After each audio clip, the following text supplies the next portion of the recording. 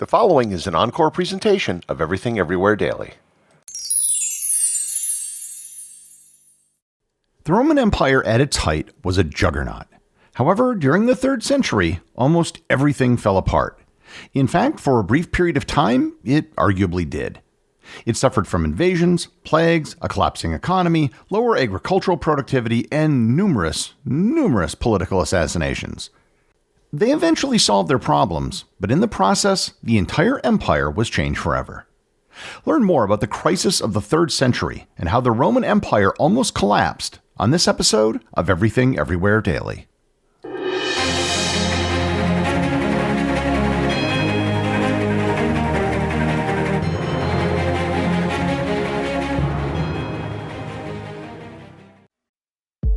Rinse knows that greatness takes time, but so does laundry. So Rinse will take your laundry and hand deliver it to your door expertly cleaned. And you can take the time pursuing your passions. Time once spent sorting and waiting, folding and queuing, now spent challenging and innovating and pushing your way to greatness. So pick up the Irish flute or those calligraphy pens or that daunting beef Wellington recipe card and leave the laundry to us. Rinse. It's time to be great. Smithsonian Magazine covers history, science, and culture in the way only we can, through rich reporting sparked by our editor's insatiable curiosity.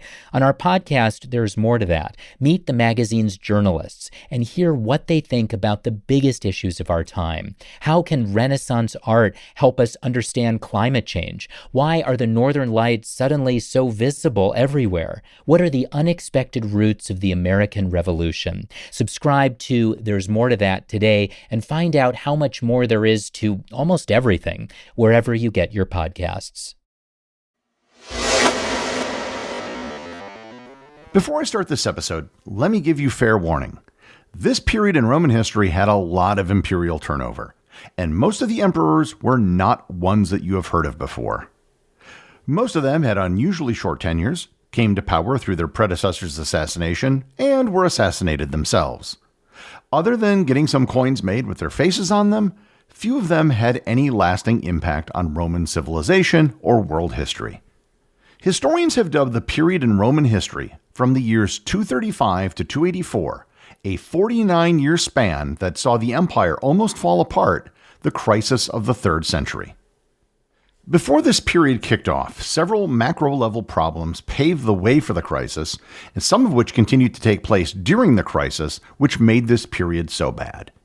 The first was the Antonine Plague. Although the Antonine Plague didn't occur during the crisis of the 3rd century, it devastated the population, dramatically weakened the Roman army, and damaged the economy. Then came the Plague of Cyprian, which lasted from 249 to 262. The plague is believed to have caused the population of Alexandria, for example, the second largest city in the empire, to drop by 60%. Another major problem during this period was inflation. During the reign of Augustus, the Roman silver coin, the denarius, had a silver content of about 98%. However, starting with Emperor Nero, emperors began reducing the silver content of the coins.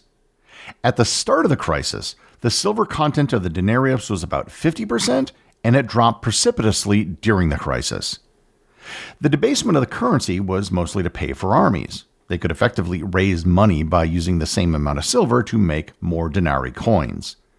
And by the same token, the aureus, the Roman gold coin, was also debased, going from 95% gold during Augustus to about 38% gold during the middle of the crisis. Debasing the currency caused prices to rise, which caused economic chaos. The 3rd century also saw the beginning of the end of the Roman climate optimum period. This was a period of warm temperatures that saw increased agricultural productivity. It would be several centuries before this period would be considered over, but the 3rd century marked an increase in the variability in temperatures. Perhaps most important was the Roman political system. Ever since Augustus established the empire, there was never a system of succession which was put in place. Every time one emperor replaced another, things were kind of up in the air. When things were stable, succession plans were made well in advance. However, when an emperor died unexpectedly or was assassinated, things were thrown into chaos, and it usually became a matter of who had the bigger army. The crisis is usually said to have begun in the year 235 with the assassination of Emperor Alexander Severus. Severus ascended to the imperial throne in the year 222 with the assassination of his cousin Elagabalus. He was only 14 years old when he became emperor. Elagabalus was one of, if not the worst, emperors in Roman history, something I covered in my episode on the worst emperors. Severus's 13-year reign was the longest since Antoninus Pius, who died in 161. This period of stability was broken with his assassination at the hands of his own troops. The soldiers grew discontent with Alexander Severus's policies, particularly his attempts to negotiate with the Germanic tribes rather than confront them militarily. Severus was also dominated by his mother, who had cut spending on the military. So they got rid of Severus and turned to a military leader by the name of Maximinus Thrax. By all accounts, Maximinus was a large and strong man who had worked his way up the ranks and was respected by the army. However, those traits do not necessarily carry over to being a good emperor. Maximinus was the first of what would be called barracks emperors, men who came up through the army. Unlike Severus, who tried to buy off the Germanic tribes, Maximinus kept Rome in an almost constant state of war. He was never popular with the Senate or the people, who considered him an outsider. He raised taxes and was considered a despot. In 238, the empire experienced what became known as the Year of Six Emperors. Maximinus was the first of that year. An uprising erupted in North Africa after locals killed a tax collector. The regional governor, Gordian, declared himself and his son co-emperors, and the Senate ratified their claim in March. They were emperors 2 and 3, Gordian I and Gordian II. Maximinus was still alive, and forces loyal to him were fighting against the Gordians and the Senate. 22 days after being declared emperor, Gordian II was killed in combat fighting forces loyal to Maximinus, and when he heard the news, his father, Gordian I, killed himself. Maximinus was declared a public enemy by the Senate, and in April they turned to 2 elderly senators, Pupienus and Balbinus, who they declared co-emperors. They were numbers 4 and 5. In June, Maximinus was killed by soldiers in his own army, and in July both Pupienus and Balbinus were killed by the Praetorian Guard in Rome. The Senate then declared the son of Gordian I and the nephew of Gordian II as emperor, who became known as Gordian III. Gordian III was the sole emperor at the age of 13, the youngest sole emperor ever to rule over a united Roman Empire. However, 5 years and 7 months later, in 244, he too was killed at the age of 19.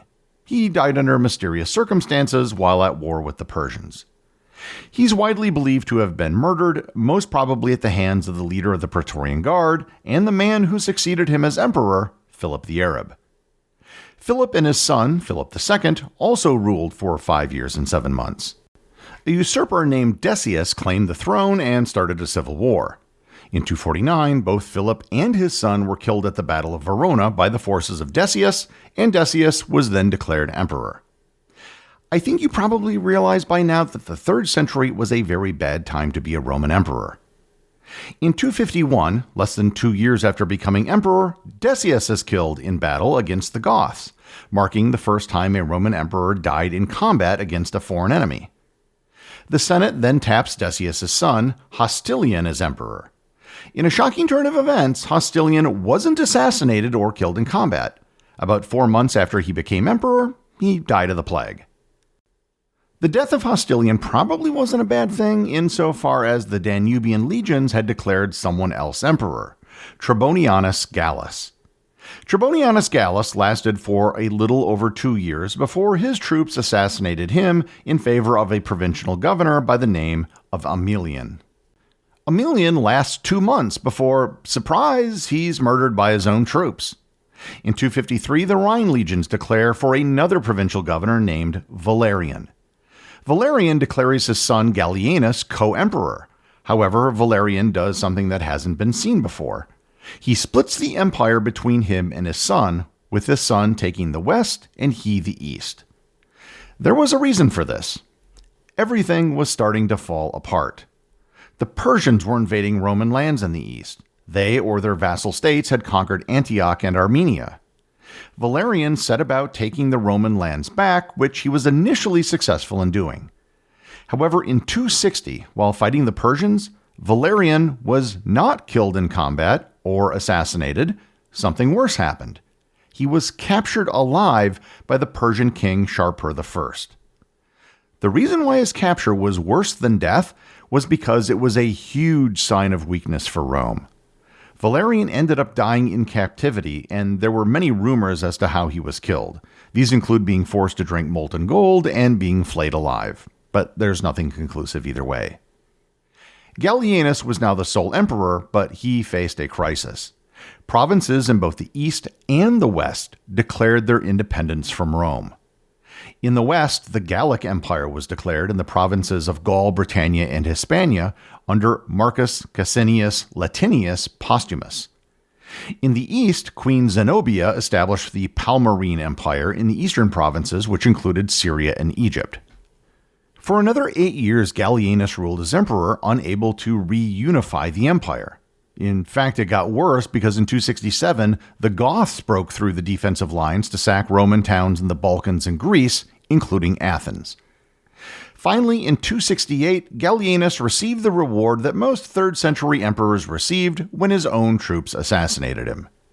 He was replaced by the successful general Claudius, known as Claudius II. Soon after becoming emperor, Claudius finally delivered some good news for the Romans when he defeated the Goths at the Battle of Nisus. The battle earned him the name Gothicus. However, Claudius was old for a Roman, 60, and he died about a year later from the plague. He was replaced by his brother Quintillus. It isn't clear what happened to him, but historians put his rule at somewhere between 17 and 77 days, and his death was probably murder. In 270, the Danubian legions declared Aurelian emperor. Aurelian was the first truly competent emperor in several decades. Aurelian defeated both the Gallic and Palmyrene breakaway empires, reuniting the Roman Empire and earning the title Restitutor Orbis, or Restorer of the World. He ordered the construction of new defensive walls around Rome to protect against external threats, and he attempted to stabilize the economy by reforming the currency and addressing hyperinflation. In 275, in thanks for all of Aurelian's hard work, he got what every other emperor did: assassinated. For the next 9 years, the conveyor belt of emperors actually got faster. After a few months without an emperor, where it was quite possible Aurelian's wife actually ruled, the elderly Tacitus became emperor. He ruled for only 9 months before either dying of natural causes or being assassinated, depending on which historian you believe. He was replaced by his brother Florianus, who ruled for 3 months before being assassinated. He was replaced by Probus, who actually managed to rule for 6 years before being assassinated. He was replaced by Carus, who ruled for 10 months before being killed by lightning. Something a little different. He was replaced by his sons Numerian and Carinus. Numerian was assassinated in 284, and Carinus was killed in battle in 285, by the man who finally ended the crisis of the 3rd century, Diocletian. Diocletian is not assassinated or killed in combat. In fact, he went on to become one of the most important Roman emperors in history, completely overhauling the economic, military, and political structure of the empire. Diocletian ruled for 21 years until he voluntarily abdicated so he could retire and grow cabbages, which he did for 4 years until dying of natural causes, which was a highly unnatural way for a Roman emperor to die during this period. The story of Diocletian will be for a future episode, as there were so many reforms that he instituted. Now, if everything I just went over in this episode seems really confusing and a giant mess, that's because it was.